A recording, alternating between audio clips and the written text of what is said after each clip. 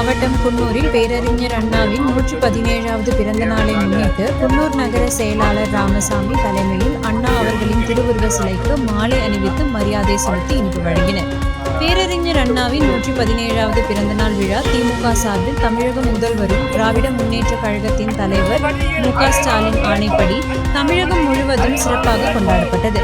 அதன் ஒரு பகுதியாக நீலகிரி மாவட்டம் குன்னூர் மத்திய பேருந்து நிலையம் அருகே அமைந்துள்ள அண்ணா அவர்களின் திருவுருவ சிலைக்கு தமிழ்நாடு அரசு கொறடா க. ராமச்சந்திரன், நீலகிரி மாவட்ட பொறுப்பாளர் கே.எம். ராஜு ஆகியோரின் தலைமையில் கழக உயர்நிலை செயல் திட்ட குழு உறுப்பினர் பாமு முபாரக் முன்னிலையில் பேருந்து நிலையம் அருகே அவரது திருவுருவ சிலைக்கு மாலை அணிவித்து மரியாதை செலுத்தி இனிப்பு வழங்கி மரியாதை செலுத்தப்பட்டது.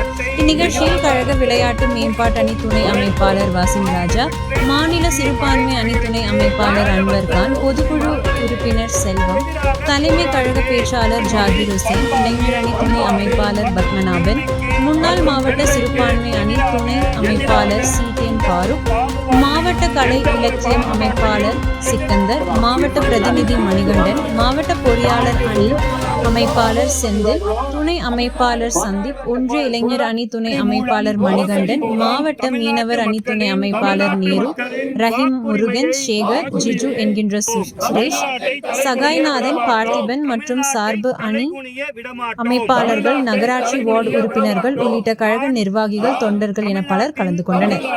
நாடாளுமன்ற உறுப்பினர்களின் விகிதாச்சாரத்தை குறைக்கும் நியாயமற்ற தொகுதி மறுவரையறைக்கு எதிராக போராடுவேன்.